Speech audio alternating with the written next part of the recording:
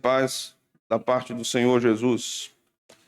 Vamos abrir a Escritura no livro de Romanos, capítulo 1, leremos do versículo 18 até o versículo 23. Esse é o nosso texto nesta noite.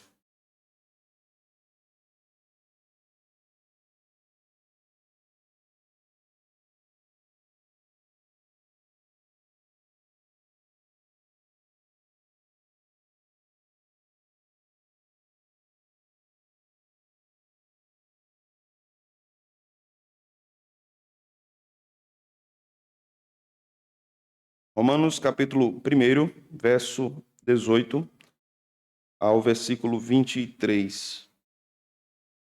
Meus irmãos encontraram? Sim. A ira de Deus se revela do céu contra toda a impiedade e perversão dos homens, que detêm a verdade de Deus pela injustiça. Porquanto o que de Deus se pode conhecer é manifesto entre eles, porque Deus lhes manifestou.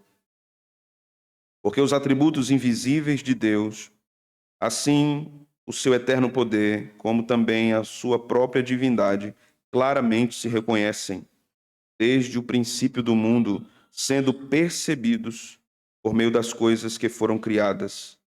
Tais homens são, por isso, indesculpáveis.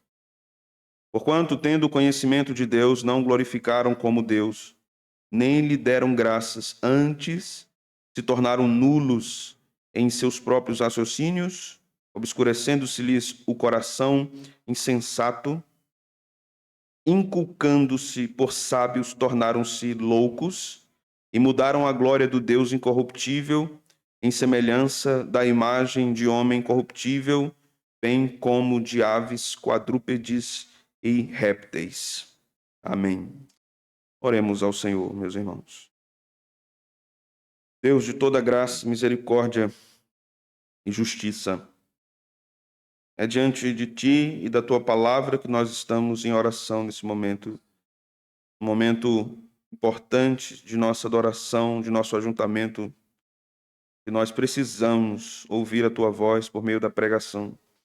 O Senhor instituiu a pregação como o ponto mais alto da celebração coletiva do povo de Deus. E é neste momento que Teu povo ouve, mais uma vez, a Tua voz de forma profética, de forma que nós somos exortados, consolados e edificados. De modo que Teu Evangelho é anunciado, as boas novas de salvação são proclamadas, e o pecado dos nossos corações também são denunciados, são expostos aos nossos olhos, aos nossos ouvidos, ao nosso entendimento. Por isso, Senhor, a minha oração nesta noite é que o Teu Espírito Santo abra o nosso entendimento, descortine a nossa mente, dissipe todas as trevas, para que possamos entender a Tua palavra e a verdade do Teu Evangelho. A minha oração é que a pregação, Senhor, nesta noite seja clara para os ouvidos de todos, tanto para aqueles que temem ao Senhor e o têm como seu Salvador único e bendito, como para aqueles que não conhecem Jesus e não temem a Deus, conforme Tu mesmo ensina na Tua palavra. Salva vidas, converte corações, Senhor. Santifica também a Tua igreja por meio da pregação. A Tua palavra é a verdade. A Tua palavra, Senhor, é a revelação especial para nós. Por isso, Senhor, estamos aqui. Precisamos ouvir a Tua voz.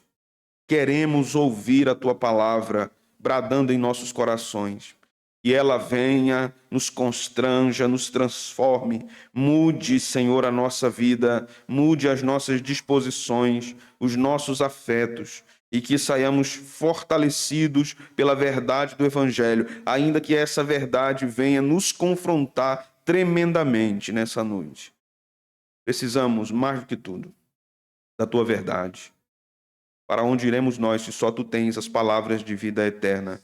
Não queremos, Senhor, não queremos fugir da Tua verdade pela dureza dela, mas desejamos a verdade, a fim de que sejamos levados ao crescimento e a fim de que muitas vidas sejam levadas ao próprio Cristo, ao próprio Deus por meio de Cristo, que é caminho, verdade e vida.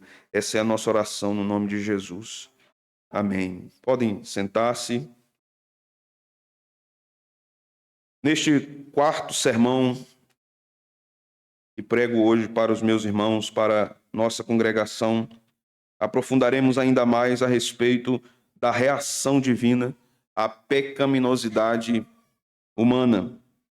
Mas nesse texto de Romanos 1, do 18 ao 23, temos também ensinos importantes a respeito da revelação de Deus para todos os homens. Isso implica dizer que não há nenhum ser humano debaixo dos céus que não receba revelação de Deus, que não receba testemunho de Deus a respeito de um Deus soberano, de um Deus criador e de um Deus justo. Não há nenhuma criatura racional debaixo dos céus que não saiba que Deus existe e de que Ele governa todas as coisas. Isso não quer dizer que o conhecimento redentor desse Deus está claro para essas pessoas. Na verdade, não está. Está obscurecido por causa do seu pecado.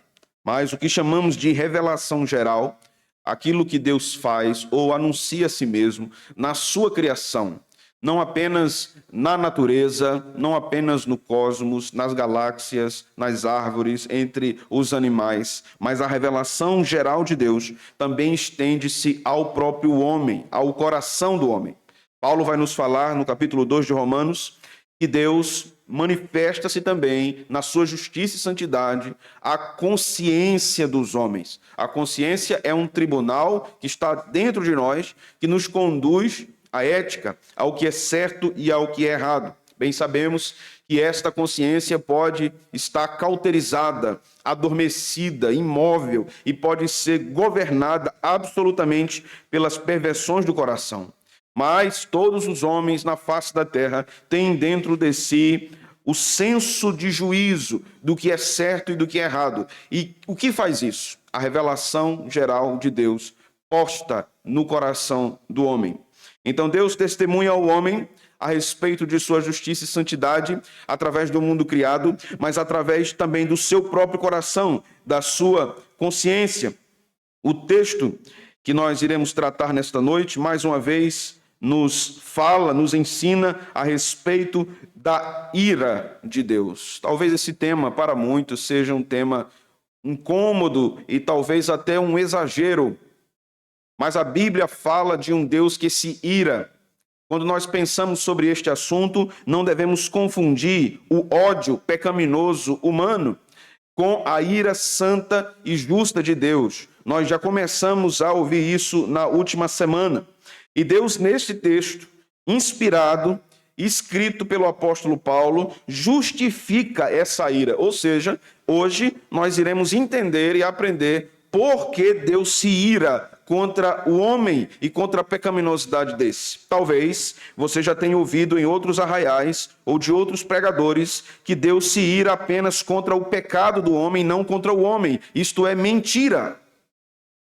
O homem é o ser, é o agente do pecado. Deus se ira contra o homem, porque é ele que peca contra Deus. O pecado não é algo à parte da natureza humana, ele está na natureza humana caída. Então a ira justa de Deus é direcionada aos homens pecadores. E é isso que lemos nesse texto. Há uma justificativa para essa doutrina nesse texto. E temos aqui não apenas a ira de Deus sendo mostrada, mas temos bondade, temos verdade, temos revelação. Da parte do homem, o que nós temos aqui nesse texto: injustiça, auto-engano, orgulho, mentira. Por isso, homens são indesculpáveis diante de Deus. Talvez você pergunte, então quer dizer que não tem nada de bom no homem? Não tem. Não tem. Toda dádiva e todo dom perfeito vem do Pai das luzes. O ser humano é um ser caído e até nas suas melhores atitudes o pecado está presente e ofende a Deus. Esse texto nos mostra a grandiosa justiça de Deus e a profunda miséria do homem. Nos mostra a verdade de Deus revelada no mundo criado e no próprio homem, e também a rebeldia do homem pecador contra o seu Deus. Esse texto começa a nos mostrar o que realmente somos. E Paulo vai aprofundar isso até o capítulo 3. Veja, no capítulo 3, no versículo de número 9, o texto nos diz: que se conclui? Temos nós qualquer vantagem? Não, de forma nenhuma, pois já temos demonstrado que todos, tanto judeus como gregos, estão debaixo do pecado. Como está escrito, não há justo, nenhum sequer, não há quem entenda, não há quem busque a Deus. Todos se extraviaram, a uma se fizeram inúteis, não há quem faça o bem, não há nenhum sequer. Então, Paulo continua dizendo, a garganta deles é um sepulcro aberto. Não tem nada coach aqui. Não tem nada aqui que levante seu astral. Não tem nada aqui que lhe dê uma injeção de ânimo. A realidade nua e crua aqui é o que é a sua natureza humana. Ela é terrivelmente pecadora e inimiga de Deus. E milita, luta contra Deus. Este é você. Este é você. Este é seu coração. Então, aqui, na porção que nós vamos lidar hoje, no capítulo 1, devemos considerar alguma coisa. O que aprendemos aqui sobre a ira de Deus? Inicialmente, nessa introdução, eu preciso lhes dizer: essa ira divina é justa e é uma justa retribuição divina pelas afrontas pecaminosas do ser humano. Entenderemos aqui, mais profundamente, os motivos pelos quais Deus se ira contra os ímpios. A respeito da revelação geral de Deus, de como Deus criou todas as coisas e ele se revela nessas coisas, mas nesses versículos temos a justificativa da ira divina e não apenas a menção à ira. O texto não nos diz que Deus apenas se ira, mas nos mostra por que ele se ira. Então, sabemos que, de acordo com esse texto, Deus se ira porque os homens são ímpios e perversos. Vamos ver que isso tem a ver com a sua rejeição à verdade de Deus e a sua postura de adoração contra Deus, mergulhando na idolatria de outros ídolos e de si mesmo. Em segundo lugar, Deus se ira porque os homens detêm a verdade pela injustiça, ou seja, a verdade de Deus no coração de todos os homens, mas esses homens resistem a Deus. Talvez você se pergunte, você crente se pergunte, eu queria tanto que Deus falasse com fulano de tal que não crê em Deus, Deus fala com ele todos os dias. Todos os dias. Todos os dias há testemunho para o coração do pecador que Deus existe. Ele é juiz. Ele é o criador de todas as coisas. O que pode faltar é a revelação do Evangelho, que nós vamos chegar nela. Deus se ira porque há revelação sobre toda a criação e os homens se voltam contra ela, moralmente contra ela, e prescrevem as suas próprias leis contra o Criador. O homem faz de si mesmo seu próprio Deus e a sua própria divindade, e milita contra o Deus de todas as coisas quando não o adora. Deus se ira porque os homens não o glorificam, não o adoram, como ele disse. Deus se ira por causa da soberba humana que obscurece o próprio coração dos homens. As trevas invadem o coração e a mente dos homens porque eles não se portam de forma grata e adoradora diante de Deus. Deus se ira porque os homens são idólatras. Todo aquele que não teme a Deus e não serve, categoricamente, é um idólatra que está indo contra Deus. Mesmo os crentes podem ser seduzidos pela idolatria, mas há uma grande diferença. Há um grande abismo entre uma coisa e outra. Quando cremos em Cristo, somos salvos. Não deixamos de ter pecado em nós. A grande diferença é que agora somos redimidos, perdoados, libertos. O pecado não é mais senhor sobre nosso coração. Mas vamos então ao texto. Veja o versículo 18.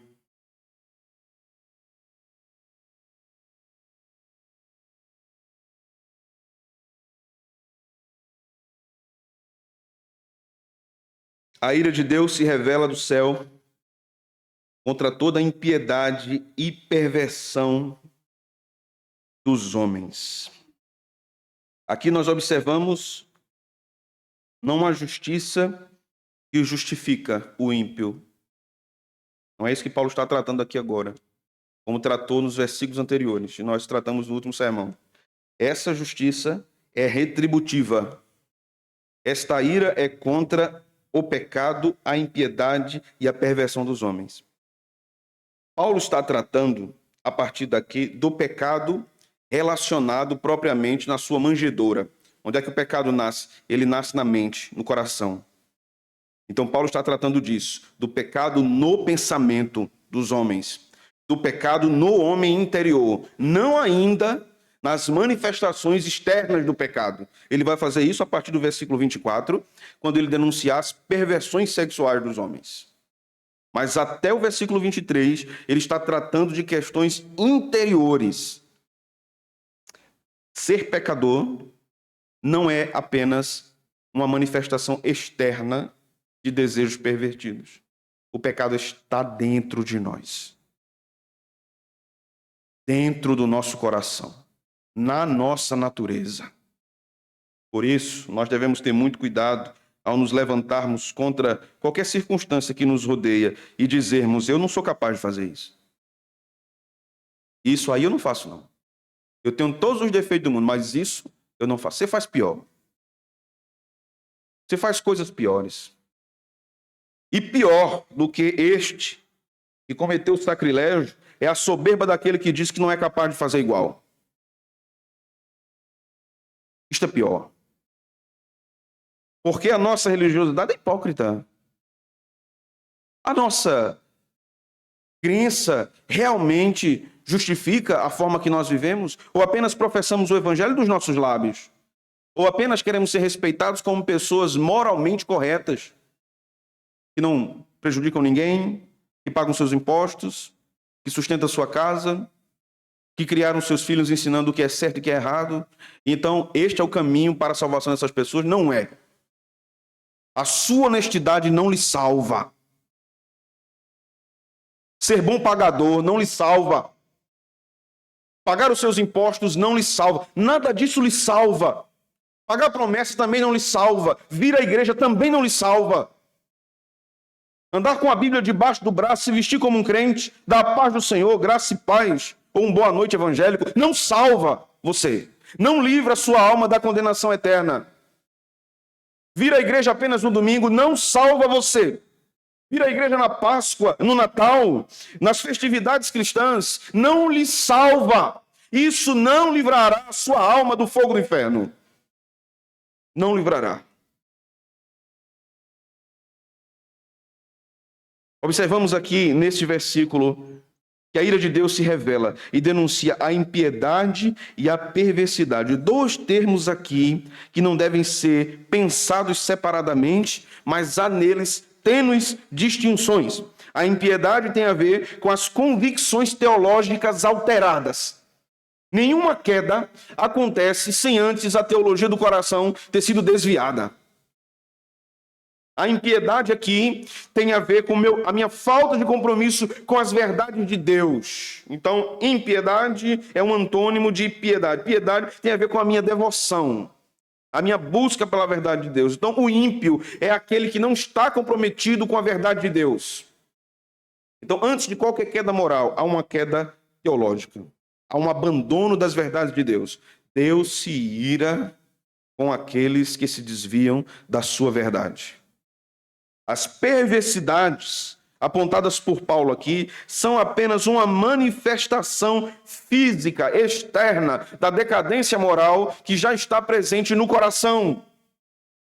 Nós somos tão apressados em denunciarmos os pecados do Palácio do Planalto ou nas câmaras do nosso país, mas nós somos igualmente corruptos. Igualmente corruptos. Queremos encurtar os caminhos. Queremos facilidades. Queremos dar um jeitinho brasileiro. Nós somos terrivelmente pecadores. Nós somos moralistas e hipócritas do mais alto nível. Somos capazes de criticar uma pessoa que não gostamos. Somos capazes de mentir sobre a vida de alguém. Somos capazes de prejudicar terrivelmente outra pessoa em nome da justiça e da verdade, dizendo: eu sou uma pessoa que caminho certo. Talvez você seja o pior dos pecadores. Quanto mais Paulo amadurecia na sua fé, ele reconhecia que era pior, não que era melhor. Notou já isso? Quando ele diz: eu não sou inferior aos outros apóstolos. E ele termina a vida dizendo: eu sou o pior dos pecadores. Quanto mais amadurecemos na fé cristã, mais nossa consciência da nossa miséria aumenta. E quanto mais consciência de pecado, mais consciência um crente tem do que é graça. Por isso que Jesus diz que a graça é a manifestação do amor de Deus. Ele ama pecadores. Nós não.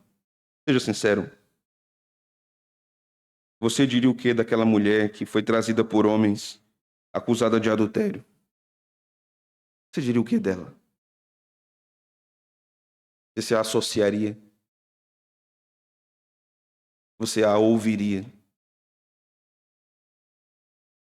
A perversidade é apenas manifestação do que há no profundo do coração.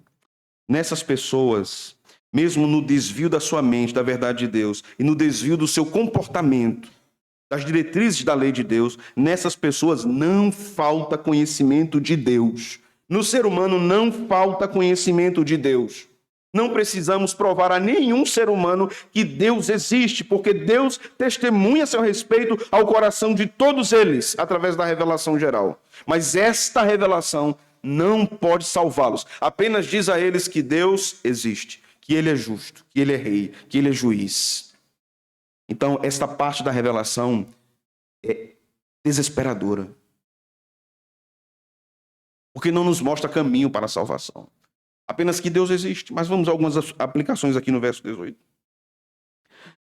Há uma revelação de Deus no cosmos, na criação, e essa revelação não tem a função de salvar o homem, mas de promover a glória de Deus. Mas essa revelação no mundo e no coração do homem acentua a necessidade moral de todos os homens em não se desviarem do que Deus colocou no seu coração e na sua consciência, mesmo que esses homens nunca tenham aberto a Bíblia. Deus colocou no coração de todos os homens que roubaram errado. Deus colocou no coração de todos os homens que mataram errado.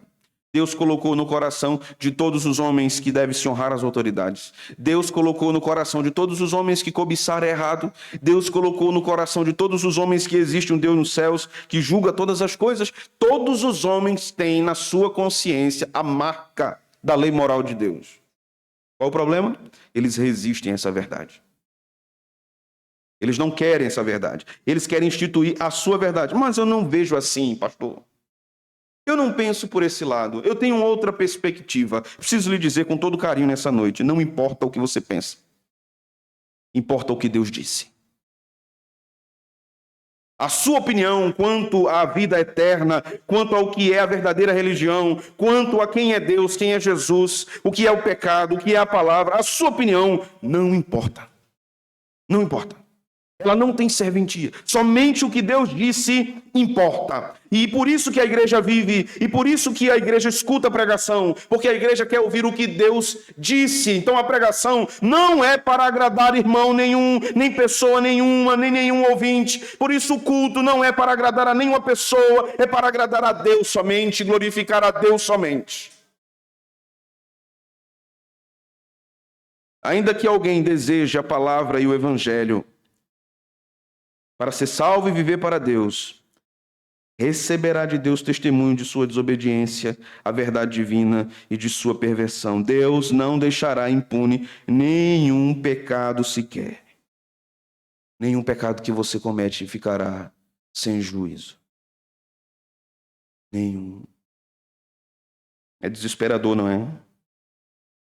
Termos práticos, nenhum ser humano precisa ser convencido, então, de que existe um Deus e de que ele institui a sua moralidade no mundo. Mas o auto-engano, a resistência à verdade ou a busca pelo saciar os próprios desejos faz com que o homem crie para si a própria moral, a própria ética, abandonando o testemunho do Espírito Santo no seu coração, abandonando a verdade, abandonando a retidão. O que importa é que ele satisfaça os seus desejos, que ele busque a sua liberdade, a sua libertação das suas cadeias mentais, psicológicas, emocionais, religiosas. Ele quer voar livre.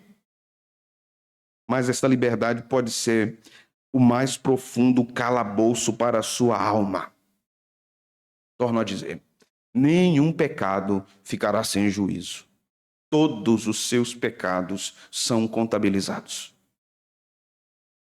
Nenhum sequer escapa. Veja o versículo 19.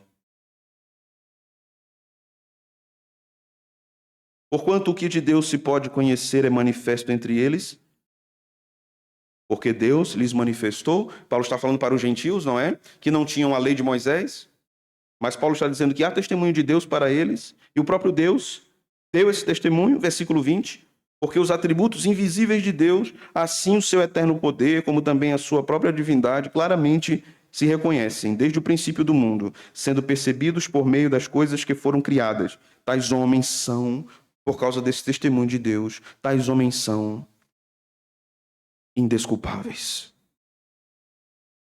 Então cabe aqui responder aquela pergunta que todo bom evangélico um dia se fez. E aquela pessoa que está numa tribo lá longe, onde não chegou o evangelho, ela vai morrer e vai para onde? O texto aqui está respondendo.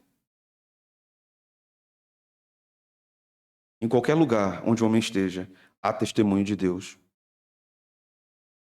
Nenhum homem morrerá sem testemunho de Deus. E aqueles que não foram alcançados pelo evangelho, foi porque Deus não quis. Deus exerceu a sua soberania. Veja o Salmo 19. Abra comigo, do verso 1 ao verso 4.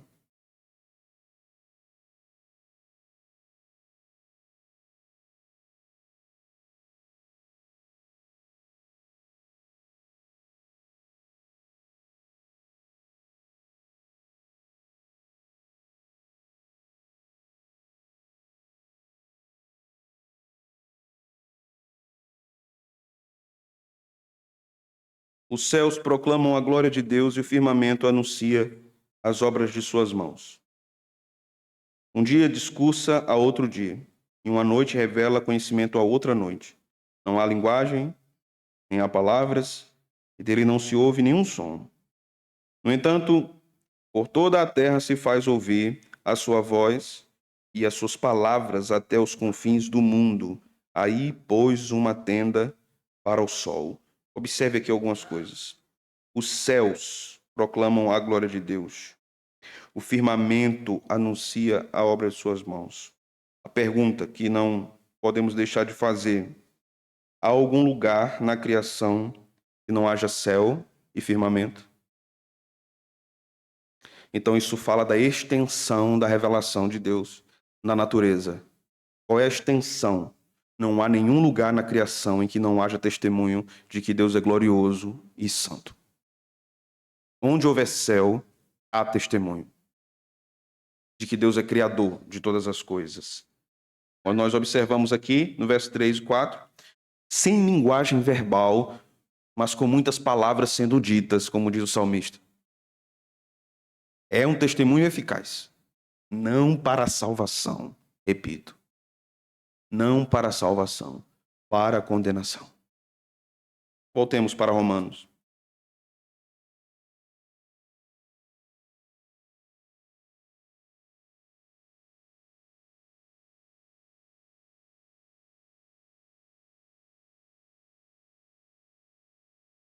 Veja o versículo 21. Porquanto, tendo o conhecimento de Deus, não glorificaram como Deus. Porque Deus se ira contra o pecador? Porque todos eles sabem que Deus existe e não o glorificam.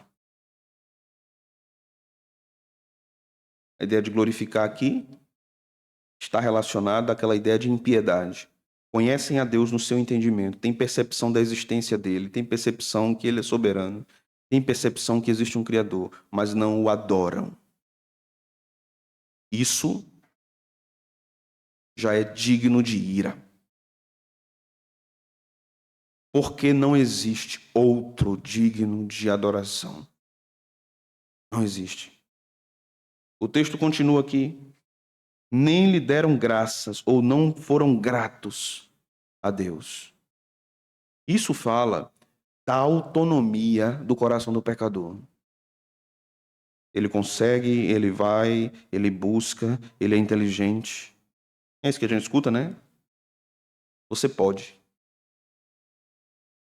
Veja a força que há dentro de você. Levante sua cabeça. Tudo posso naquele que me fortalece. Distorção do texto absurda. O texto vai nos dizendo que o ímpio é ingrato. E quem lhe dá todas as coisas é Deus. Paulo vai dizer, nele nos movemos. Existimos. Observou esse texto de Paulo? Essa fala de Paulo? Que é a citação de um filósofo? Paulo está dizendo assim, nem nosso trânsito geográfico pode acontecer sem ele. A nossa respiração não pode existir sem ele. A nossa vida não pode continuar sem ele. Somos absolutamente dependentes dele. Todos os homens são absolutamente dependentes de Deus. Por não atribuir então a Deus glória e adoração e serem ingratos por conta dessa manifestação da bondade de Deus na vida deles, em toda a sua vida, eles são dignos de ira. Porque eles estão vivendo dizendo que não precisam de Deus quando precisam. Eles estão afirmando que não precisam de Deus para sobreviver ou para trabalhar quando precisam. Quem lhe dá inteligência é Deus. Quem lhe dá saúde é Deus. Quem lhe dá recursos é Deus. E Deus dá recursos a alguns, não para o seu engrandecimento, mas para a sua condenação também. Deus dá inteligência a alguns para a sua condenação também. Porque esses homens vão se autoglorificando e vão achando que são seus próprios deuses e que não precisam de Deus. Afinal, uma pessoa inteligente, para que precisa de uma igreja? Para que precisa ouvir um pastor pregando? Precisa alguém dizendo que eu preciso fazer. Eu sou o senhor de mim mesmo. Eu dou o curso à minha própria vida. O curso da sua própria vida, nessa percepção, é a condenação eterna, é o inferno.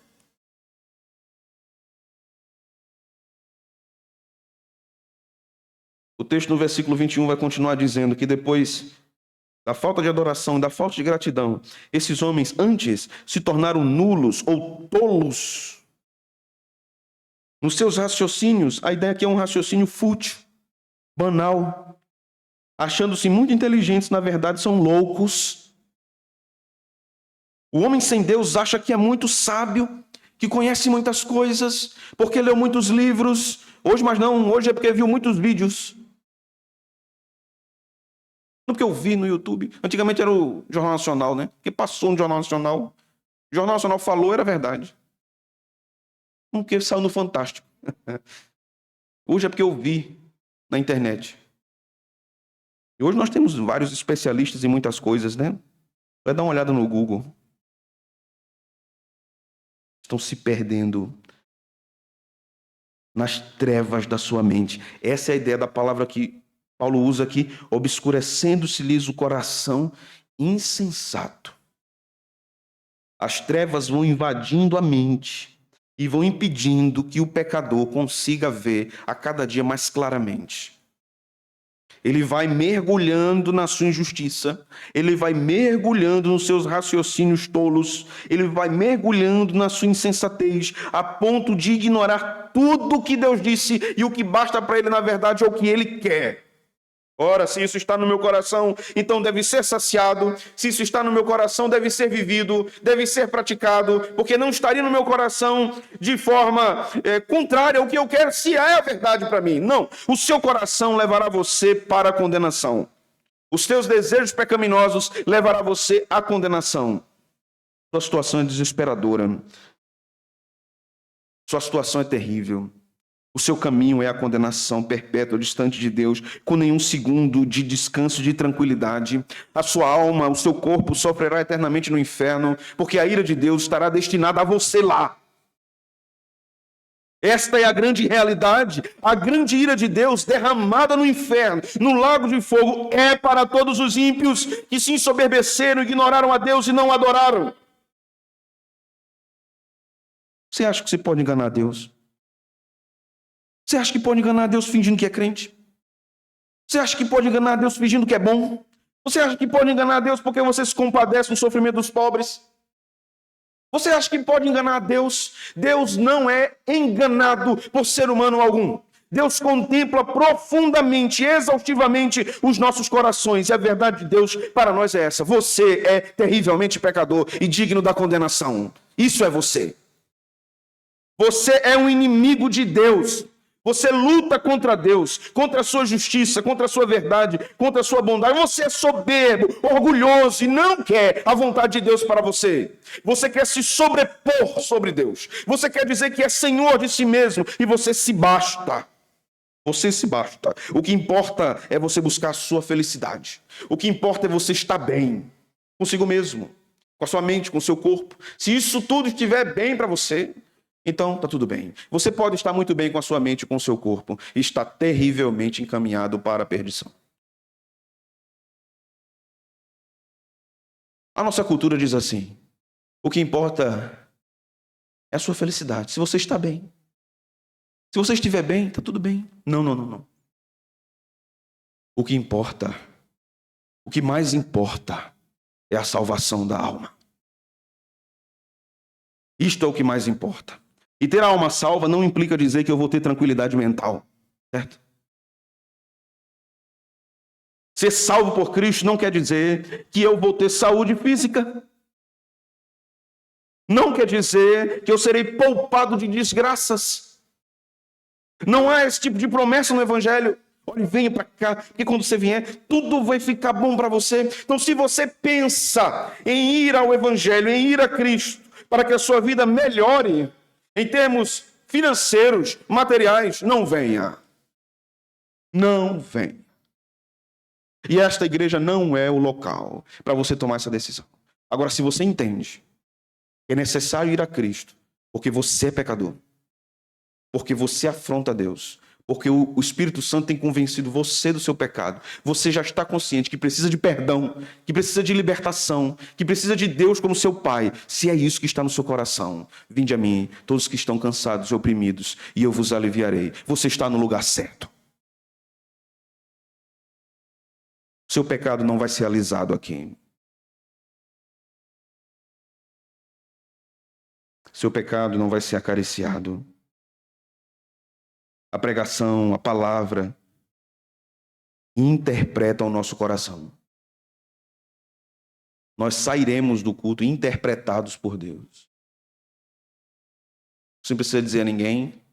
O que precisa saber é se Deus falou com você. Se Deus denunciou o que está no seu coração. Veja o versículo de número 22. Inculcando-se por sábios, tornaram-se loucos. É interessante, não é? Porque tantas pessoas dizem: não, eu até um dia tive algum tipo de fé. Eu até um dia criei na Bíblia. Eu até um dia fui à igreja. Mas aí eu comecei a estudar, eu comecei a ler, eu comecei a conhecer as coisas. Aí essas coisas primitivas ficaram para trás. Porque agora eu sei de coisas mais elevadas. Eu comecei a estudar filosofia, psicologia, sociologia, antropologia, tudo que tem logia. Eu comecei a estudar. É interessante que essas mesmas pessoas que dizem que são tão superiores e tão elevadas em conhecimento, é o mesmo tipo de gente que vai pular numa festa de carnaval. Aquilo realmente é muito racional para você. Ou esse tipo de gente que gosta de vez em quando de dar uma olhada no horóscopo.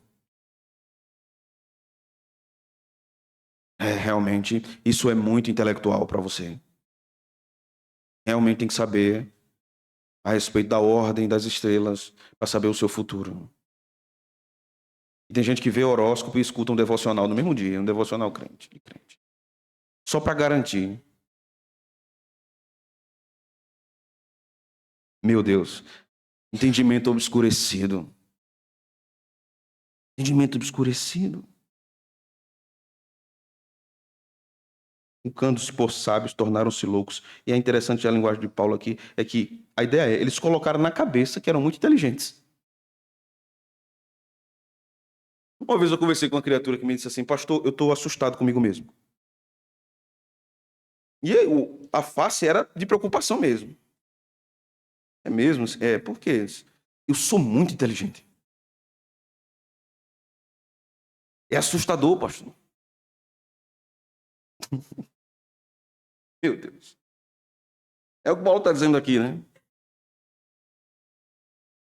Eu disse, meu irmão, você tem certeza do que está dizendo? E era crente. Eles têm.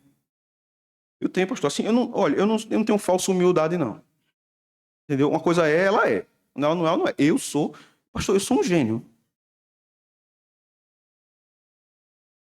Eu fiquei olhando. Meu Deus, eu vou dizer o quê? Eu não sabia se eu ria, não sabia se eu ficava com raiva. Eu disse, meu irmão, toda honra e toda glória seja dada a você.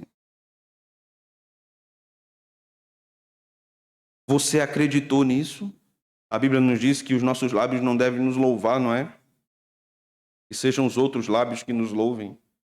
Mas a gente se louva e ainda diz assim, toda honra e toda glória ao Senhor Jesus. Inculcando-se por sábios, colocaram na sua própria cabeça, eu sou singular.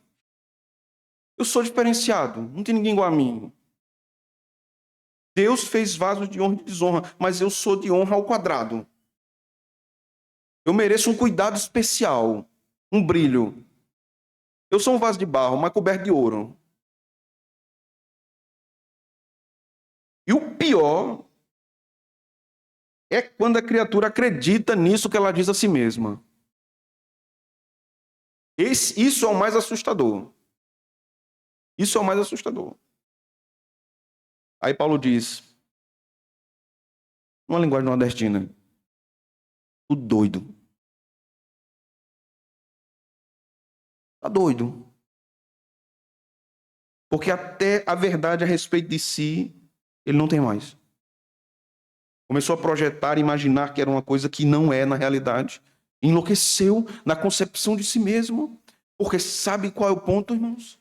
Sem Jesus na vida, você não consegue entender quem você é. A sua análise de si mesmo é distorcida. Porque Jesus é o significado da existência do homem. Ele é a imagem perfeita de Deus.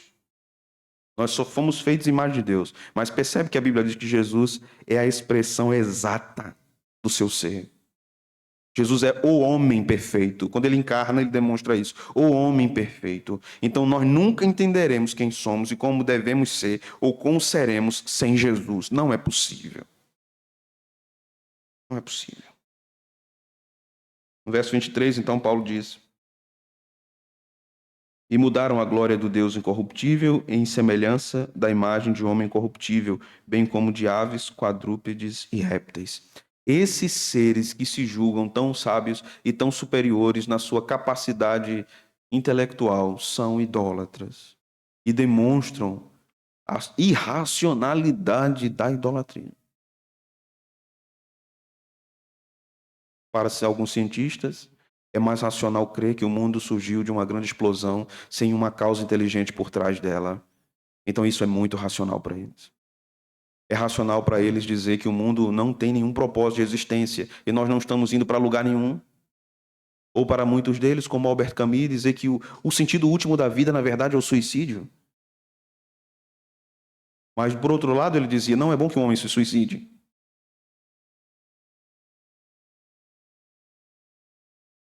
Julgando-se por sábios, tornaram-se loucos. Muitos buscaram essa sabedoria. Freud, Carl Sagan, Albert Camus, os existencialistas. Para os existencialistas, a vida não tinha propósito algum. A vida era como cair no nada, sem lugar nenhum para se segurar. Então, o destino último do homem não existia. Ele apenas está no estado de queda ininterrupta e ele continuará caindo. Ele vai continuar buscando significado no não significado, porque o existencialismo ia dizer que não existe significado para a vida. E o significado da vida começa quando se morre. Mas depois que se morre, não tem vida. Entenda isso. A vida não tem significado. O significado só começa quando a gente morre. E tem o que depois? Não tem nada. Vulcanos por sábios tornaram-se loucos. Os filósofos gregos buscaram a explicação do summum bonum, o sumo bem, a felicidade, a eudaimonia, como eles chamavam. O que é a felicidade? Observe que Jesus não usa essa palavra, isso é muito interessante. Na leitura no português nós não temos essa percepção, mas Jesus não usa esse conceito de felicidade dos filósofos gregos, como Aristóteles, que viveu antes de Cristo encarnar. Aristóteles usava a palavra eudaimonia. Jesus usa bem-aventurado. Ele não usa o termo feliz, ele usa o termo bem-aventurado. Bem-aventurado o que sofre, bem-aventurado o que chora, bem-aventurado o perseguido. Jesus vai dizer a felicidade verdadeira, ou mais do que a felicidade, a bem-aventurança, não está na busca das coisas terrenas, está em mim. Jesus é o significado. Toda a apostasia e revolta dos homens contra Deus se dá primeiro na mente, no campo das ideias. Nesse trecho, o apóstolo Paulo trata justamente disso. Nenhum ato pecaminoso ocorre sem maquinações e impulsos pecaminosos. A mente dos homens sem Deus são governadas pelo pecado, mesmo quando coisas boas saem dali por meio da graça comum. Isso não redime o homem. Não redime o homem. Todos os homens conhecem a Deus. Há testemunho para todos eles. Isso faz com que eles sejam mais culpáveis e culpados e alvos da ira de Deus e do juízo de Deus. Abra sua Bíblia comigo em João capítulo 3, versículo 36. Observe o que o texto diz.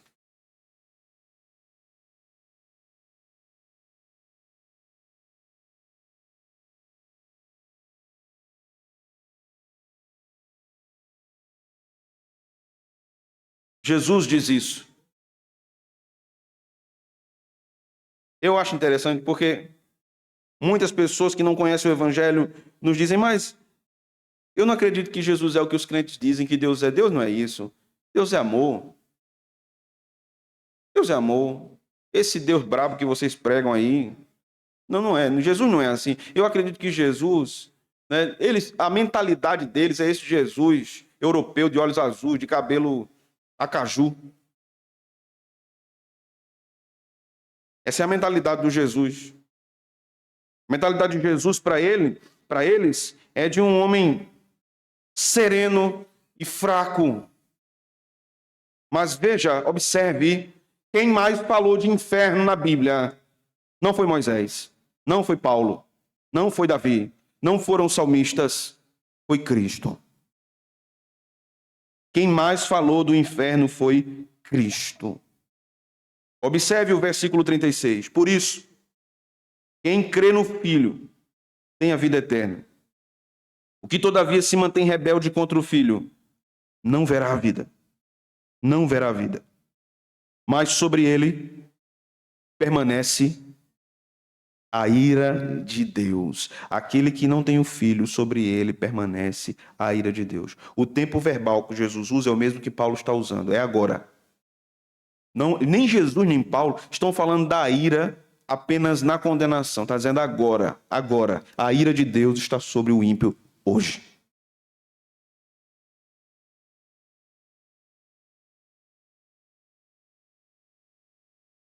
Isso aqui é Jesus falando. João só está registrando. Observe na sua Bíblia mais um texto, por favor. 2 Coríntios, capítulo 1, versículo 1.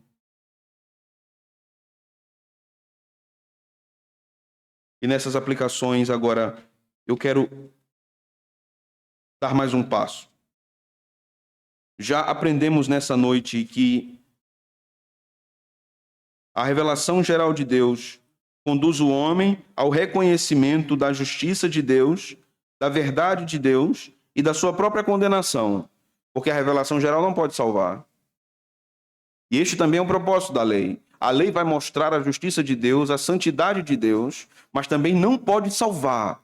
Mas Deus dá a lei de Moisés para mostrar aos homens o que eles são. Observe, Deus mostra ao homem o que ele é na natureza e no seu próprio coração, mas dá a lei de Moisés para ratificar isso, para asseverar isso, para mostrar ao homem que ele é incapaz absolutamente de fazer nada de bom. Então Paulo vai chamar a lei de ministério da condenação. A lei foi dada para que o homem fosse condenado, julgado pela santidade de Deus. Verso 1 do capítulo 3. Começamos, porventura, outra vez, a recomendar-nos a nós mesmos? Ou temos necessidade, como alguns, de cartas de recomendação para vós outros, ou de vós? Vós sois a nossa carta escrita em nosso coração, conhecida e lida por todos os homens, estando já manifestos como carta de Cristo produzida pelo nosso ministério, escrita não com tinta, mas pelo Espírito do Deus vivente, não em tábuas de pedra, mas em tábuas de carne, isto é, nos corações. E é por intermédio de Cristo que temos tal confiança em Deus. Não que por nós mesmos sejamos capazes de pensar alguma coisa, como se partisse de nós, pelo contrário, a nossa suficiência vem de Deus. Observe no versículo 5, que é um contraste com o que Paulo diz lá em Romanos, que os ímpios, pensando que são sábios, inculcam na sua cabeça a loucura. Então Paulo diz aqui, não parte de nós a nossa compreensão a respeito das coisas divinas, parte de Deus. A nossa suficiência vem de Deus. Verso 6, o qual nos habilitou para sermos ministros de uma nova aliança. Não da letra, mas do Espírito, porque a letra mata, mas o Espírito vivifica. A letra que mata aqui é a letra da lei. A lei mata. Certo? Verso 7. E se o ministério da morte gravado com letras em pedras, falando da lei de Moisés, veja, chamando ela de ministério da morte, gravadas com letras em pedras, se revestiu de glória, a ponto de os filhos de Deus não poderem fitar a face de Moisés por causa da glória do seu rosto, ainda que desvanecente. Como não será de maior glória o ministério do Espírito?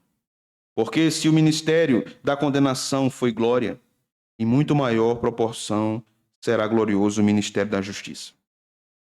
O ministério da justiça aqui é o da justificação pela fé. Não é o da justiça retributiva para a condenação, mas a justiça que justifica o ímpio por meio da graça. Verso 10. Porquanto, na verdade, o que outrora foi glorificado nesse respeito já não resplandece. Ou seja, a lei gravada em pedra, o ministério da condenação, o ministério da morte, a lei de Moisés, diante da qual sobreexcelente glória. Porque se o que se desvanecia teve sua glória, muito mais glória tem o que é permanente. E é o ministério da reconciliação, o Evangelho. Eu disse várias vezes nesse sermão, a situação é desesperadora. Paulo chama a nossa atenção em Romanos para as características do coração ímpio, a soberba do coração, os pensamentos tolos e fúteis sobre Deus, o pensamento que contende contra as verdades de Deus e resiste à própria revelação no coração do homem. Seu entendimento está mergulhado em trevas e sua confusão constante com respeito de sua alma seu destino, sua vida, sua compreensão da realidade. O ímpio está perdido, não apenas no sentido de que ele está destinado à perdição eterna. Ele está perdido nessa vida, na sua compreensão da realidade. Não é possível compreender a realidade em termos mais verdadeiros sem Jesus. Não é possível. Toda a explicação que precisamos para compreendermos nosso mundo e nosso coração é Jesus. Então você que me ouve nessa noite e que não é salvo em Cristo Jesus, eu não estou perguntando se você não é crente, se você não é salvo. Você pode ser crente, até membro dessa igreja, e não ser salvo. Ouça. Você não o adora. A sua teologia blasfema contra ele. Sua compreensão de Deus é contrária ao que Deus diz acerca de si próprio. Porque se você realmente entendesse o que Deus diz a respeito dele mesmo, você o adoraria em espírito e em verdade. Sua compreensão de Deus é fruto de seus pensamentos pecaminosos. Não é simplesmente fruto dos seus traumas. Mas a minha compreensão da igreja é assim, de Deus é assim, da Bíblia é assim, por causa de tudo que eu vivi. Não. É por causa do seu pecado. É por causa da sua situação de queda. É por causa da sua rebeldia contra Deus, da rebelião do seu coração contra Deus. Porque ainda que todos os homens militem contra você e tragam traumas sobre sua vida, Deus não é o homem. E você não pode confundi-lo com o homem. Deus é justo, Deus é verdadeiro, Deus é santo, Deus é misericordioso. O que foi que Deus fez? Deus enviou o seu Filho para morrer por pecadores, para salvá-los e tirar desse estado de destruição e rebelião contra ele. Daqui em diante nós observamos como Deus manifesta a sua graça contra estes ingratos, contra estes soberbos, contra esses ímpios e perversos que militam dia após dia contra Deus. Minuto após minuto, seus pensamentos estão contra Deus. O que foi que Deus fez? Deus amou o mundo de tal maneira que deu seu Filho unigênito, para que todo aquele que nele crê não pereça, mas tenha vida eterna. Como nós podemos responder a isso? Dizendo, sim, Senhor, eu creio. Ouça, pecador. O destino de tua alma está em jogo e somente Cristo pode mudar a direção. Somente Cristo pode trazer para você salvação. Sim, o seu estado é desesperador e perdido, mas Jesus é o caminho para a salvação. Jesus é o livramento da ira de Deus. Jesus é a manifestação da bondade de Deus. Jesus é aquele que promoverá transformação na sua vida, na sua mente, no seu coração e na sua percepção de toda a realidade. Isso não pode acontecer sem Jesus. O Evangelho não é uma filosofia. Filosofias são especulações humanas em busca de verdades concretas ou relativas a respeito de alguma coisa ou de algum aspecto da realidade. O Evangelho nos mostra a realidade. Ele não é uma filosofia, ele não é uma possibilidade de vida, ele é a vida. Jesus é a vida. A sua mensagem é a vida para nós. Se você já conhece Jesus, conhece o Evangelho, essa mensagem também foi para você, para lhe lembrar que Ele muito lhe amou, que Ele lhe livrou dele mesmo. A condenação não é Deus livrar o homem de outra coisa, é livrar o homem de sua ira, é dar a ele a alegria eterna. Não negocie isso. Creia. E para você que é crente, alegre-se. Não existe nada melhor do que caminhar com o Senhor. Nós vamos cantar, vamos ficar de pé. Vou chamar Felipe aqui com o Júnior. Nós vamos cantar um hino. com o coração grato a Deus por esta verdade que nos alcança, que nos liberta.